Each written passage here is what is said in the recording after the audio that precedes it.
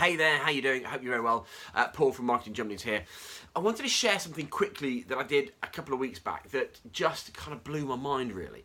I sat with a friend of mine, an American friend of mine, runs a couple of businesses over there, and he was over here on holiday, and we sort of got together for a few beers.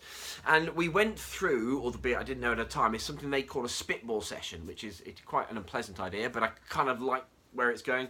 And effectively, a group of people sit round and they talk about what could happen. Not what should happen, not what your business ought to do, but they look at they kind of break down all the component parts. They look at where you want to get to first and foremost. You can say, well, this is what I really want to achieve for my life. And they look at all those component parts, and then they think about different ways of doing it. And what I like about this is that, I like to think of myself as a pretty free thinker, but as they say, I think I've only ever been kind of considering how all the component parts of my business work within the business.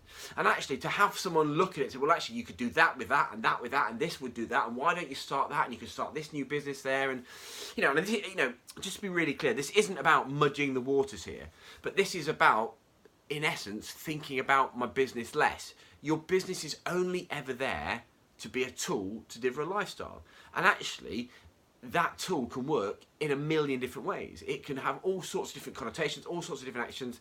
And this is what I really liked about it, to have a completely unencumbered, unsullied, virgin pair of eyes, not try and fix my business, but look at it, look at my skills, look at the things that I had, and suggest other ways I'm going to do it. And I loved it. I'll be honest, absolutely blew my mind. It has opened up so much good stuff in it, and from a clarity point of view, in theory it should have made it worse, but it's just made it so crystal clear what's really important, what's really powerful, what's really useful, and how do I use that. So I'm going to do one of these sessions at the end of, where are we now?